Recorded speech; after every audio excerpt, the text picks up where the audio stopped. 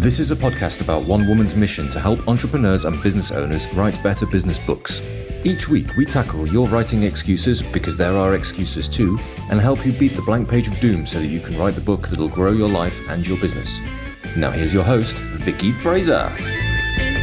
Hello and welcome to the 1000 Authors Show. I'm Vicky Fraser and this is my husband, Joe. Hello. Hello, and today we're joined by our executive producer, Noodle Doodle.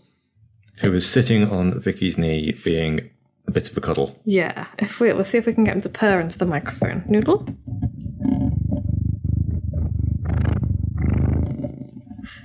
That was Noodle saying hello. Right, this is episode 204. 204. And the second in the 7 Deadly Sins of Writing Your Book series. Okay. So what's going on? Hang on. What are we drinking? We're drinking pink bubbles. Are we going to tell the story of the pink bubbles? Yes, cheers. But first we're going to say cheers. Cheers. Ooh, I've just spilled pink bubbles on the producer and on my keyboard. Oh dear. Yeah, so we've got pink bubbles because last week, what day was it? About Thursday? Yeah. Wednesday? It was Wednesday. Was it Wednesday? Because I was in a panic about not being able to rehearse. Yeah. Oh, because that's why we went to the studio. So Wednesday, there was a lot of barking in the village and everyone was like, oh my God, what's going on? Turned out that our lovely neighbours had their sister's dog with them for the day and then they'd all gone out. And normally their dogs are fine and they kind of, they stay and they've got a little shed in the back garden that's really cosy and they've got a little run. And this dog, Mia, had basically kicked down the gate, like literally had kicked out one of the slats of the gate and then had started chewing a hole underneath the fence. So she was really not happy. So barking a lot. So a bunch of us kind of got together and were like, oh, what's going on? And we messaged the neighbour and she said, oh my God, we're not going to be back till late. Could you please, because they were quite a long way away, could you please look after her? And I was like, oh, I can do, but I'm going to have to take her to the pole studio with me in Hereford. And she was like, oh, that's fine. So me and Mia went for a walk and then she came and sat in my office with me and put muddy footprints everywhere because she was soaking. And she looked like a walking mop. She was super wet when I saw her. And then I took her to Hereford to the pole studio where she made lots of new friends and learned all about pole dancing and it was great. Very nice. And so then I brought her home and looked after her for a bit until they got back. And it was a little thank you for being a good neighbour. They brought us a little bottle of bubbles, nice. Which I am going to drink probably half a glass of and then you can finish it. Yay! So that's the story of my random act of kindness last week.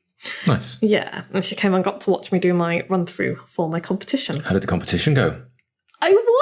Yay! So I was in Pole Theatre UK in the comedy category, the instructors comedy category. And it's a really prestigious competition and it's really difficult to get into. And I have dreamed of entering it for years. And so I was really delighted even just to get through, let alone to perform. And then we went on Saturday and there was about 14 of us there all together because I was performing with Dan and Janet as my assistants. 14 of your lot. Yeah. And then Anna was performing with Dan as her assistant and she did amazingly. She didn't win, but she did amazingly. She moved people to tears.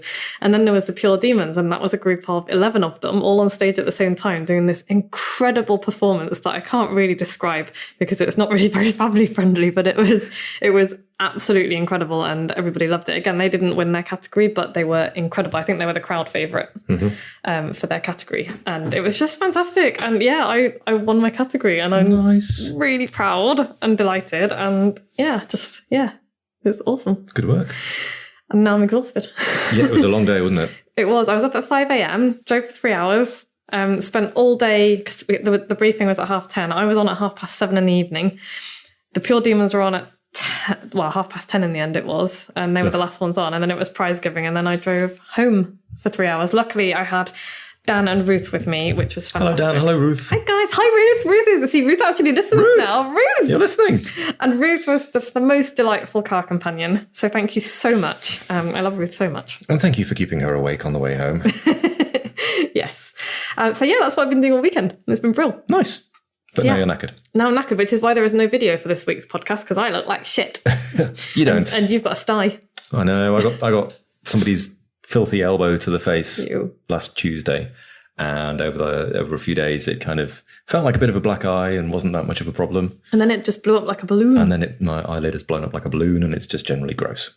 It's not gross. It looks sore. Horrible. It has been sore. It's not so sore anymore. I'm hoping this is the signs that it's all going away now. Good.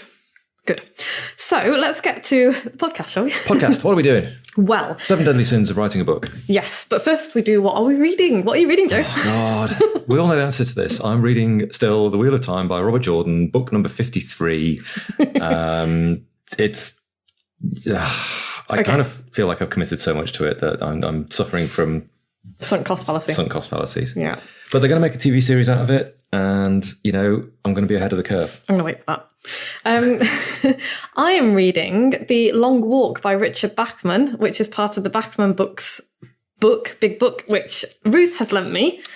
Thank you, Ruth. And I am loving it. So the first one was Rage, and I have a feeling that was a really interesting book. I wouldn't say that I enjoyed every minute of it, because it was one of those that's really good, but is not really an easy read. Mm-hmm.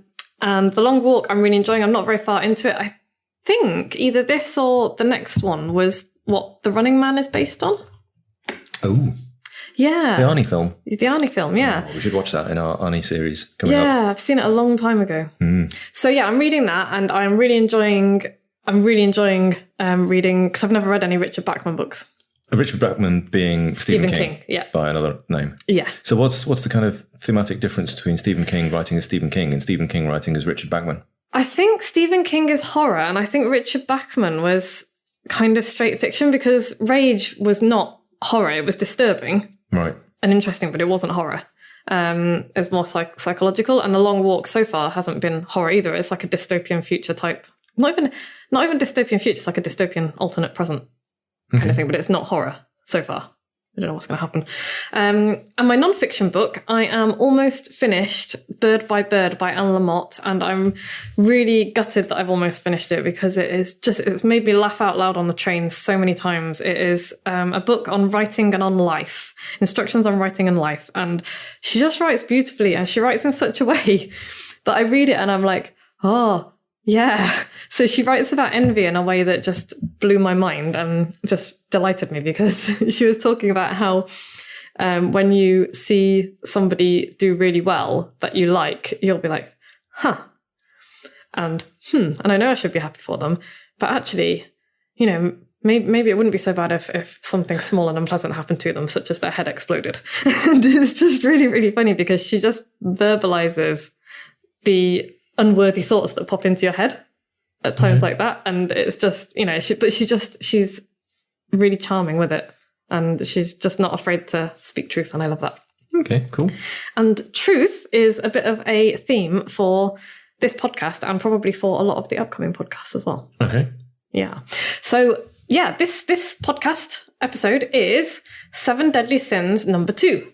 Pride. Which is pride. Pride. Well, it's number 2 in my list. It's not number 2, probably in the Bible. Do they list them out in the Bible? There is an order in the Bible. Yeah. Because clearly they were etched onto the stones in a particular order.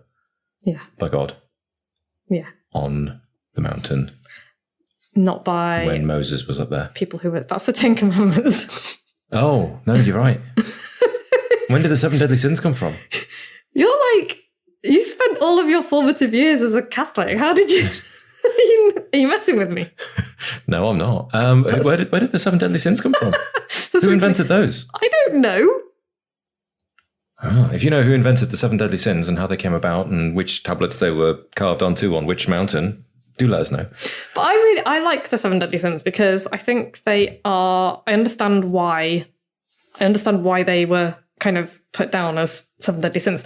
And it's really funny, because as I was researching this, and as I was thinking, how can I shoehorn pride into a 7 Deadly Sin of writing a book? I was thinking, the whole pride comes before a fall. And that's one of those little wisdom nuggets that I hate, because I think it's one of those sayings that tries to keep people small, and tries to keep people overly humble. Keep people in their place. Yeah.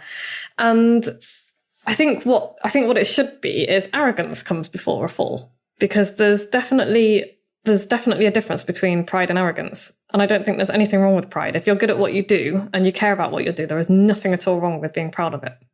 Sure. So there's two types of pride. I think there's the good kind and the bad kind, and the good kind is what I'm kind of talking about now, which is, you don't have to feel guilty about feeling proud of what you do and about shouting about it as well. If you really are sure that what you're doing is worth doing and that you're really good at it, go and shout about it from the hilltops.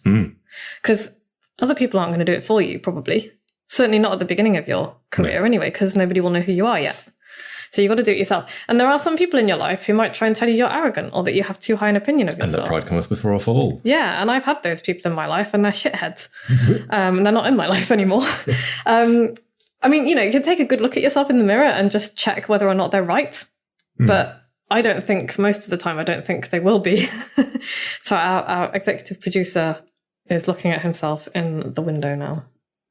He's thinking about leaving. Yeah. Don't know how he's going to do that. We'll wait till he starts wailing. Okay. Okay. So the second type of pride, that type of pride is fine and good. Yeah. And you should cultivate it and use it. Genuinely useful, happy, positive pride in the things that you do is not a bad thing. Yeah. But try and avoid using the phrase I pride myself on, because for reasons that I can't quite put my finger on, it gives me the absolute rage and makes me want to punch things. And for that reason, everybody should not use it just because it upsets you. Yeah. I think you might have to find more reasons for people not to use that phrase other than it upsets you and makes you grind your teeth. Well, no, I'm comfortable with that. Okay. I'm not claiming to always be reasonable, Joe.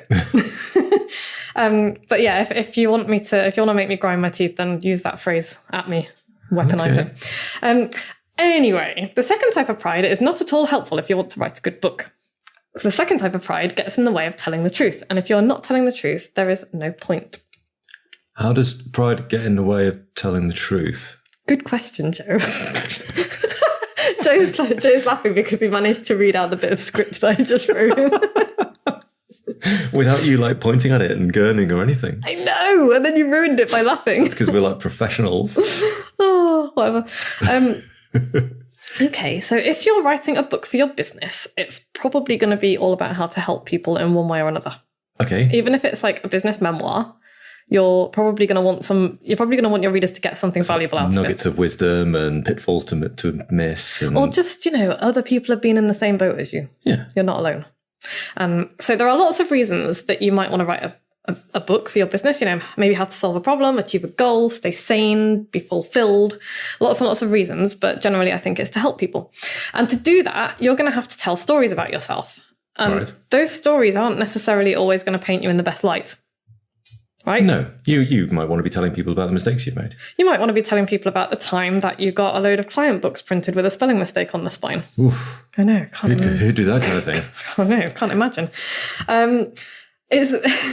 In other words, you want to tell stories about your failures and failings as well as your successes and your wins. And it's really, really important to do that, because otherwise you're a one-dimensional Disney cartoon. Yes, you're a surface. You're a surface, shallow, successful fakery. That nobody will really believe, because nobody really believes that anybody is perfect, even though we do tend to hero worship people who put those perfect personas out there. Yeah. And you might be thinking, well, if those people put those perfect personas out there and they're successful, then isn't that a good strategy? You know what? That's fine. If you want to be that sort of person, I am not going to sit here and tell you not to do that. But that is not your way. But that is not my way. And I don't think really, if people are honest, that's their way. I don't think most people listening to this podcast, I don't think most people really want to portray themselves as something they're not. And another thing, I think it's exhausting. I think it's exhausting to try and be somebody that you're not. And I suspect that I'm thinking specifically of Instagram here, because that's a particular place where you can paint a really perfect picture of who you are. Sure. And I think that people, and I've actually read articles and things about people who have done that, I think it's exhausting for people to try and keep that up all the time. It must be stressful to be totally filtering and trying to view your own output through the eyes of other people and to tailor it in such a way that they only see the good. It's just more stressful than it needs to be, isn't it? And I am painfully aware of the irony that we are recording this podcast without any video, because I think I look like shit. But there are degrees of shitness to which I will expose to the public, and this is below my threshold. there's podcasts out there where I haven't got any makeup on and my hair's a bit of a mess, and I've had to wear a whole hat, and that's fine. But I'm here in my I've got big bags under my eyes because I'm really super tired, and I'm wearing my dressing gown. Yeah. So no, I'm aware of the irony, and you can stick the irony up your bum. So, okay. Anyway, back to being a real person. It's when you're telling stories, it's really tempting to gloss over the dirty details and tell stories in such a way that makes us look better than we are. Make yourself look brilliant and clever and witty and say. Yeah. And you might be all of those things, but there are times when you're not those things. And it's okay to own that. And another way that I've seen people do this is that they seem to start off telling a story about their failures, but actually it becomes about other people's failures. Sure. And does that make sense? So you kind of get the blame thrown out of it. It's like, oh, this is that time I screwed up, but actually it was his fault. Yes. And, even if that's true, that kind of storytelling can make you look like you've got the blame thrower out. Yeah. Or maybe another example of that is when people kind of admit their failings, like people do in interviews where they, oh, so what's your biggest failing? And they kind of go, oh, well, actually, sometimes I get overinvested and I just can't finish work until I've done everything. And it's like, it's not, it's not really a failing, is it? And you're just trying it is a failing, but they're trying to paint it as a virtue disguised as a failing. Yeah, you're gaming the question, really, and it's so patently obvious. It's ridiculous. I'm talking about the times when you have screwed up, and you've screwed up. Just own it, because we all screw up, and it's really useful. So from all of the mistakes that I've made over the years, I have compiled a checklist that I give to my clients, and I do not let them send their book to print, or I don't, if it's me doing that, it doesn't go to print until they have ticked everything off, signed it, and sent it back to me. Sure. So in order to cover a failing, or multiple failings in the past or whatever, there's, you've systemized it. And every time I fuck up, I add a new checkbox to that list, because you don't always think of stuff until it happens. And that's the thing. And that's okay. You don't always know. I didn't find a print checklist like the one that I've got. I couldn't find one online anywhere. So I made my own. And that, by the way, is available as a free resource for people who bought my book. I make that available because it's a really valuable thing. And there's a bunch of stuff like, fonts. Have you got the consistent font throughout? Because I've before noticed that one chapter has had a totally different typeface from the others. And I'm like, A, I don't know how that happened. It's just like a quirk of technology. And B, it shouldn't have gone to print like that. So that's now one of the things that I check, That was in one of my books, not somebody else's. And then there was the spelling mistake on the spine. Because that was a big one. That was a biggie. And 4 of us missed that. 4 people missed that. So these things happen. And, you don't always notice them, especially because you see what you expect to see. And book spines are not... I've discovered that you don't, when you're the writer of the book, you don't scrutinize them as carefully as you perhaps should. If somebody said, please proofread this book, the first thing you're not going to do is check the spelling on the spine. Well, until you send a book out with the wrong spelling on the spine, and then it's the first thing you check. Yeah. But that's kind of my point. So yeah, if you've screwed up, own it. If you've wronged someone, own it. I wouldn't necessarily recommend talking about a mistake that you made like yesterday. In the present tense, you can save that story up for a couple of years' time. But talk about the mistakes you've made in the past, because they will help other people. If you've made those mistakes, then and you've now got a way to not make those mistakes, you're going to help people not make those mistakes as well. Yeah, and it's prideful, isn't it, to kind of try and hide anything that's not great about yourself. That's kind of the point, and it's unnecessary. People want the truth of you. Yeah, it's ungenuine, disingenuous. Yeah. People really do want the truth of you. They are not going to be put off by hearing about some of your mistakes and failings. Quite the opposite. They don't want some glossed over airbrushed version of yourself. They want the real you. Nobody really believes in that stuff anyway. So that is by far the most important, I think, point that I want you to take out. Is okay to write about your failures, and not just okay, but absolutely crucial. And the best relationships are honest, aren't they? Yeah, totally. The best reactions that I get from people are the stories where I'm totally honest, either about, some way that I'm feeling that's maybe really difficult or awful, or, something that's delighted me, like properly delighted me and had me, jumping around like winning the competition, or where I've really screwed up and made a mistake. And I'm like, you know what? I really screwed this up, and I'm really sorry. We're going to do what we can to fix it. Yeah, exactly. And it's, people will forgive mistakes. They won't forgive bad reaction. They won't forgive you trying to cover up mistakes. It's not the mistake, it's how you go about trying to fix it that is important. So other ways that pride can get in the way of a great book, related to what we've just said, is trying to make yourself look clever. And this comes from not having enough confidence in your abilities. So this is why it's important to be proud of what you can do and who you are. Okay. Because if you are confident enough to teach something or to tell something, you can do it without using big, fluffy, overblown words. And that's I think is one of the consequences of the bad type of pride. So we don't believe we don't believe that we're good enough or smart enough or, enough to do what we're doing, to write the book that we're doing. If you're the expert, you don't need to puff yourself up to seem more clever than you are. Right. Because you're already clever enough. And so whenever I see kind of fancy and overgrown writing. Well, overgrown really and overblown. Tall really words. Tall, bushy words that get in the way of the message. Actually, that's a really good metaphor. Yeah. So I know that the writer is struggling with their confidence if I see that. Even if they're struggling unconsciously, they might not realize that they are, but that's how it manifests itself. And you see this a lot in corporate bullshit speak. Like anyone who talks about opening the kimono should be actually thrown out of a window, unless they're being ironic about it. Disclaimer, I did not mean that literally. Maybe like a ground floor window. But yeah, words like utilize. Mm-hmm. Utilize has a very specific meaning that most people get entirely wrong. Just use the word use. Utilize the word use. Facilitate is another one. Facilitate is another one. Fucking hate that word. Yes. I have, hi Sam, banned my HR department from using the word support in my presence. Solutions. Carry on. Solutions. Why support? Well, because everybody in my department is an engineer, right? Mm-hmm. So they are like reasonably bright people who live with problems, sort them out, and get on with their day. Mm-hmm. And whenever somebody says, "Oh, we can support you," they all just go, "What do you mean? What are you actually going to do? What does that involve?" Mm-hmm. Use your words to explain what you mean. And the word support is just vague. Yes. It's like, "Oh, well, we mean well, and we'll sort of, be helpful if we can-ish, but, we've got no idea how that might actually manifest itself." And do you know what? It sounds like an empty promise. It's rubbish. It's like, you know what? I will agenda all of these meetings and I will run the meeting for you.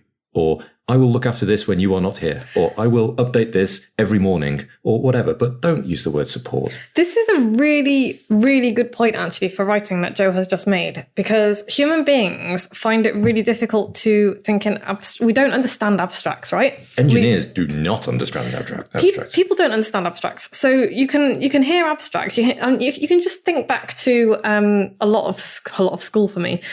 People throw abstract facts at you, dates and names and blah, and, this happened and that happened. But they don't give it any human context. There are no specifics. Mm-hmm. And that's a real problem. And it's why, and we've talked about this before, but I'm just going to mention it a little bit now. That's why we kind of glaze over and switch off when we hear stories about, 1 million people dying in a famine. On a detached level, you can think that's horrific. Mm. But you switch off and you move on because the numbers are too big. You can't get your head around that number of people dying. Hmm. But when you hear about one specific person and their family... Stories of this family here. Yeah. And it's like, okay, so and people might say, "Oh, but you can't just focus on one family." You have to focus on one family because that one family becomes the representation of all of those 1 million people who have just died.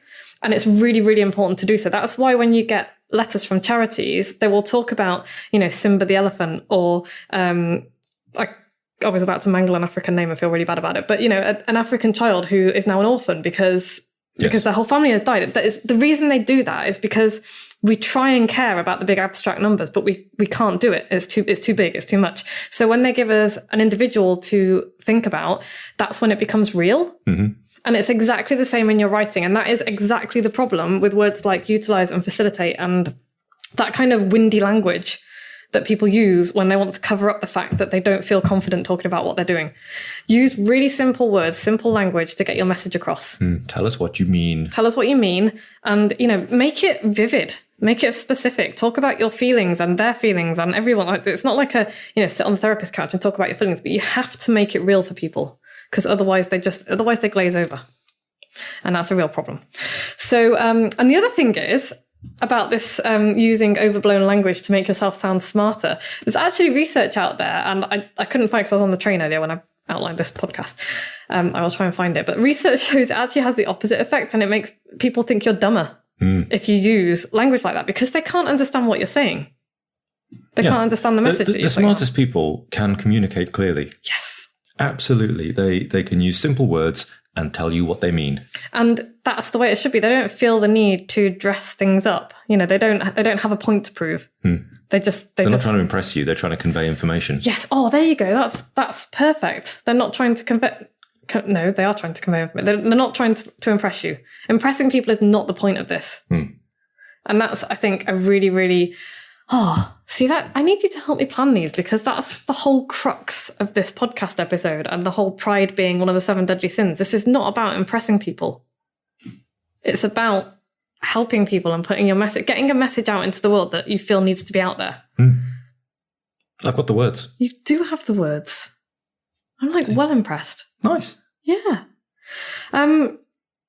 And finally, I feel like we should end on that, but there are 2 more points I've got. Oh, okay. So, and not quite finally.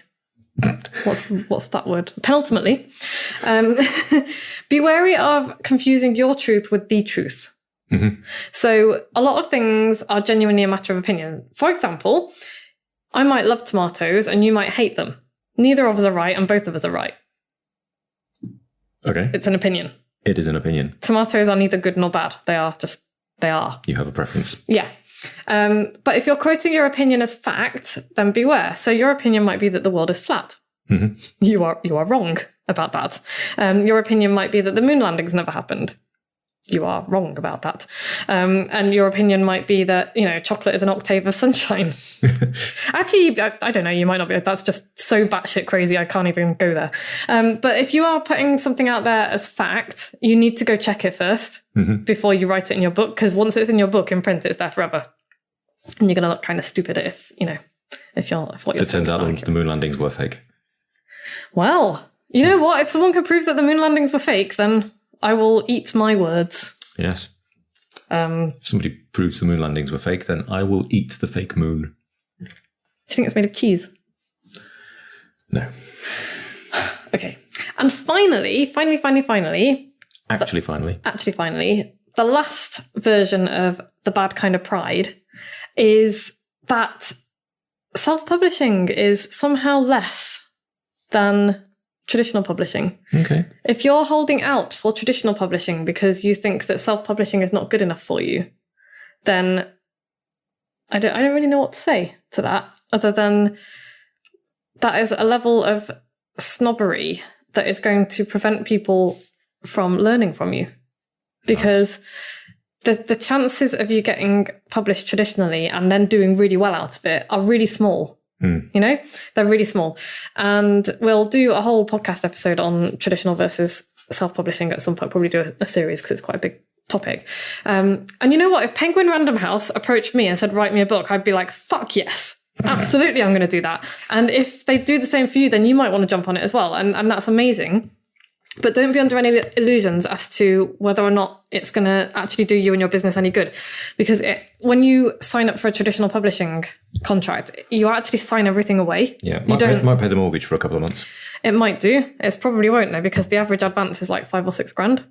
That's a couple of months mortgage, isn't it? It's not going to buy you a yacht though, is it? Not going to buy you a yacht. And then once they've done their thing with your book, that's it. They'll move on to the next one because they're businesses, and they have to move. They have to keep it moving. So. And if you want to go for traditional publishing, then you go for it. But don't let your pride get in the way of getting your book out there to many, many more people with self-publishing, which is possible than it would be with traditional publishing. Yeah.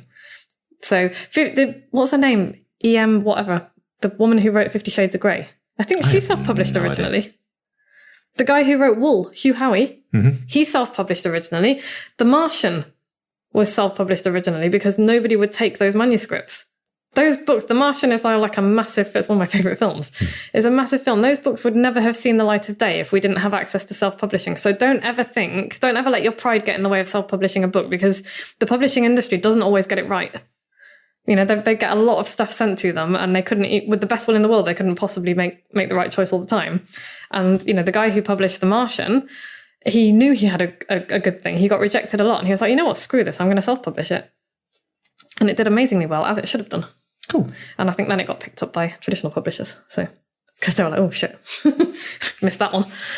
So yeah, don't let your pride get in the way of self-publishing a book just because you think it should be good enough for traditional publishing. And don't let anyone else make you feel bad for self-publishing, because I've seen the looks that people give me when they're like, oh, you've got a book and blah, blah, blah, and it's self-published. And they're like, oh, right. And I'm like, well, screw you. You obviously don't understand what's what. So if just the very fact of writing a book makes you an awesome person, because most people are never going to do it. Right. What's the takeaway, Joe? Don't let pride get in the way of telling your truth. Yes. Don't let your pride get in the way of getting your message out there and helping more people. Spreading your message. Yeah. Right then, next week, we'll be talking about 7 Deadly Sin number 3. Sloth. How did you pronounce it? Sloth? Laziness.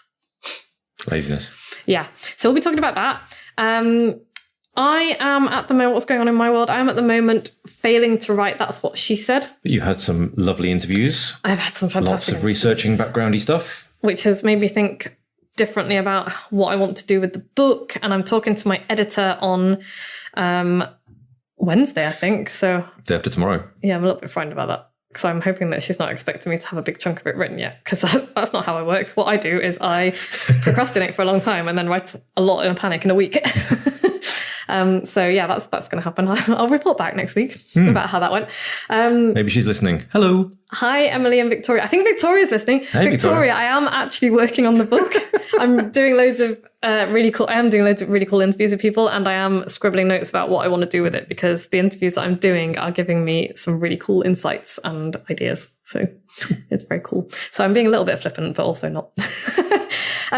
If you've listened to every episode of this podcast, you lunatic, send me your postal address and I will send you a little silly gift to say thank you. And if you like this podcast, go and subscribe on iTunes. Nice. And leave us a review. 5 stars. And you can also subscribe or review us on other platforms as well. And you can share it, send people to moxiebooks.co.uk/podcast. And if you haven't bought a copy of my book already, go and buy it. It's How the Hell Do You Write a Book? You can get it from Amazon or you can get it from my website. Nice. Yeah. Thanks, Joe. Thank you, Noodle. He's asleep. And we'll be back same time next week. Bye. Bye. Thanks for listening. You can find links and show notes on the website at moxiebooks.co.uk/podcast, where you can also sign up for the best daily emails in the multiverse and find loads of free resources to help you write your book. We'll be back the same time next week with more tales from the book writing trenches and the latest on what the tiny sheeps have been up to.